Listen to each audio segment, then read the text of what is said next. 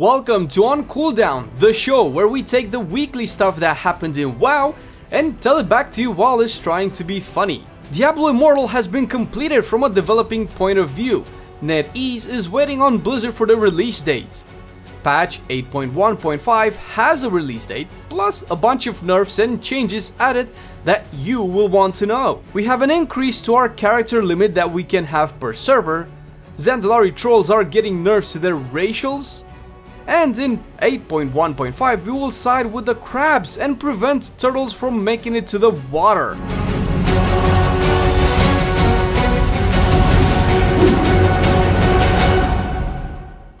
It's Friday, you nerds, and I'm so glad we're here. Grab a beer. Or don't. I'm like on a diet and no, it's great, I get to do. So I was told I'm not allowed to talk about my personal life. I will leave you in the capable hands of my friend Orc, because he doesn't need a Thank you, Flame. Jeez. First bit on the news. Netease have completed the development of the Diablo Immortal game. You guys know that game, right? I mean, we've been milking it on our channel every chance we get because it just represents all that we, as Diablo fans, have been waiting for. I will try not to be sarcastic while talking about this particular segment because I just love Chinese RPG games on mobile phones as opposed to PC. And it just goes to show you how much hard work was put into the game that is done so quick that we hear from Netease first before Blizzard. Now guys, we know that Blizzard has a policy that states games are ready when they're ready. But they also have had a policy that stated we want to make excellent games, which right now can be more accurately translated to we want other people making our games. I think this is everything. Is this everything? It's everything. From the earnings call we had earlier, and also covered on our channel, we know that Activision Blizzard has no plans in making any major releases in 2019. And judging the BlizzCon 2018 panel, with the main one being taken by Diablo Immortal, I can only assume they are considering this gem to be a main IP release.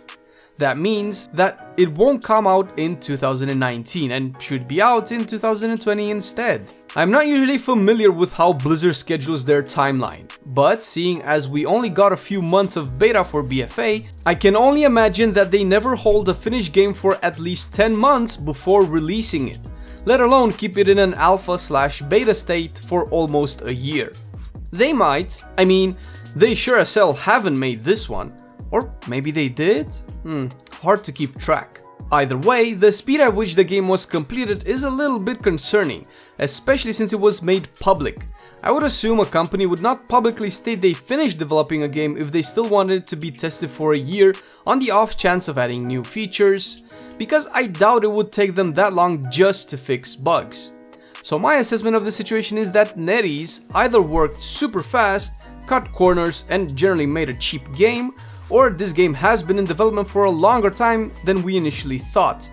Or it could very well be on schedule and Blizzard will release it this year without it being classified as a major franchise release, in which case, what the fuck was BlizzCon about? Any predictions on its release, people? And speaking of releases, we have a date for patch 8.1.5 and it's on March the 12th. We've been waiting for this one for quite a while now, and of course the main attraction will be the much anticipated allied races. The Alliance will get the tiran humans, which look like they've got some more customization options. Still no skinny boys. And the Horde will get the Zandalari trolls.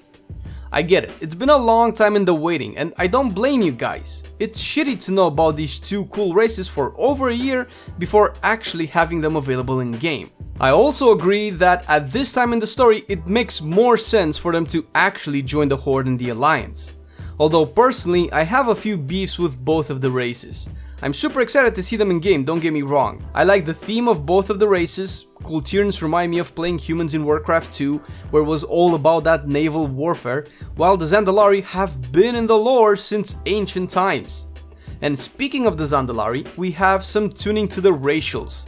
And I say tuning because it's not all nerfs, although for the most part it is. Regenerating, the main culprit, will be nerfed a bit. its initial iteration had us heal for full in 4 seconds as long as we were channeling the spell, and it was on a 1.5 minute cooldown. The current and possibly last iteration that the spell has is on a 2.5 minute cooldown with a channel duration of 6 seconds. The heal will start slow and get bigger as you reach the end of the cast. I feel it's in a better place. 6 seconds is a long time for both PvP and PvE, not to mention that the spell will break upon taking damage, being interrupted, stunned, knocked back, and so on. But hey, it's essentially a lay on hands, right? Not only that, but the Embrace of the Loa buffs are getting some changes. Embrace of Akunda is getting a slight buff to the heal it provides. The Buan Sam, the effect will be nerfed slightly, while the Kimball one is getting buffed, as long as my math is working right. The Kragwa buff though will get a change. Its first effect, the health boost, will get buffed, while the armor effect will get nerfed. Besides these changes, we are actually having 2 Azurite traits nerfed, and these traits are one of the big ones. Bond of Souls is getting nerfed at its healing effect, which is interesting because I haven't seen this trait be that used to warrant a nerf, at least in PvE. Unless you guys have something to add? Is this good for any spec? Good enough to prioritize? But maybe a much more stronger trait is getting what would look like a well-deserved nerf, and that is explosive potential for the Demonology Warlock spec. Sorry dudes, but when a trait is this strong compared to all others, there's really no surprise in the nerf, let's be real here. The thing that I'm worried about is over-nerfing the trait, which doesn't really seem like it at this moment. Ever since the buff to this thing, we've been seeing demo locks top the charts. And however fun it is to finally see the underdog spec perform well since its status in 8.0, this is a bit too much. Getting in line with the others, sure, maybe buffing the other traits. I'm looking at the numbers and it feels like this got something like a 30% or so nerf, which is not too big considering the trait is more than double in terms of strength relative to the rest of them. What's that? You like our channel? What's that? You wanna know when we put out new shit? Well, consider following us on Facebook and Twitter, where we will notify you guys with every new video that we put out. We have the WoW News show every Friday, plus we add PvE class guides and PvP montages all throughout the week. And just so we can close the chapter on the allied races, we have again more customization options for both of them. The cool tiran boys have a full beard now, while the ladies have more earrings and necklaces to choose from. The Zandalari trolls got a new face for both sexes. With a patch being so close to release, it's unlikely we will see more options being added, but you never know. I will still be forever salty about the skinny cool tier male not being added. And to finish off with the 8.1.5 segment, we will have new world quests, which isn't particularly interesting. Sure, it keeps the variety going, but let's be real, how much variety can you add to world quests? Regardless, the best quest we have now that we can all agree is a pleasure to have to do every time for the Tortolan emissary is the Turtles Made It to the Water quest.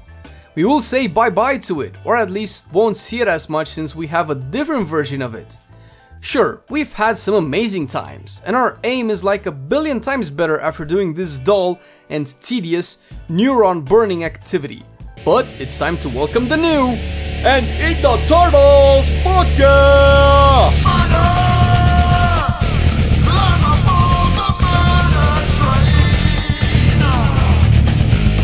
Yep, in the new quest, we get to be the crab that crunches the turtles and eats their insides, while mommy there actually rewards us if we do in 20 of the little buggers.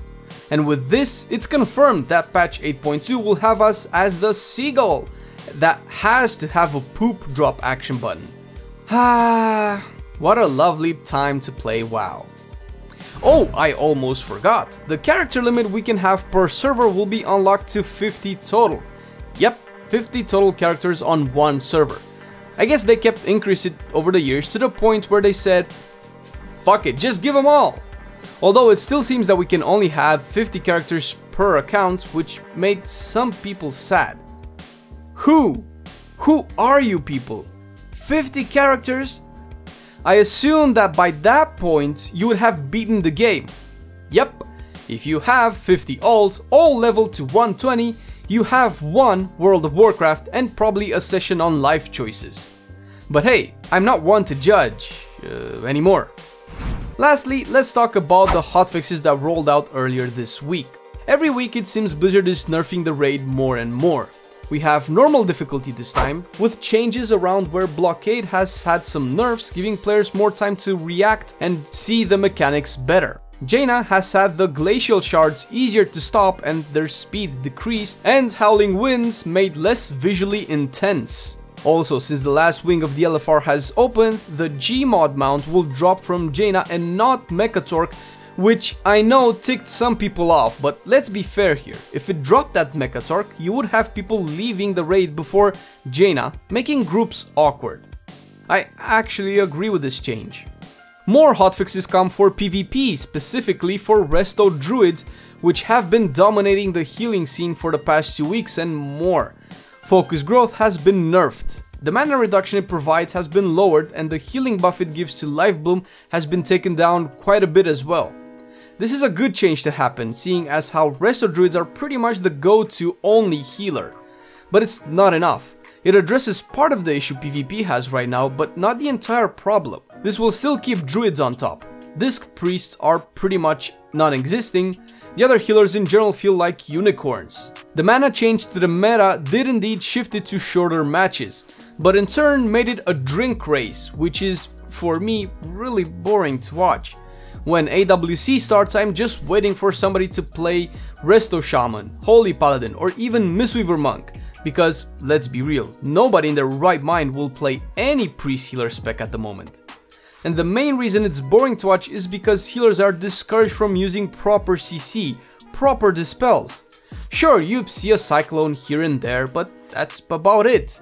The main reason Resto Shamans are even squeezing in is because an Azurite trait Pack Spirit that gives them some decent tankiness, and without that, well, Resto Druid Fiesta!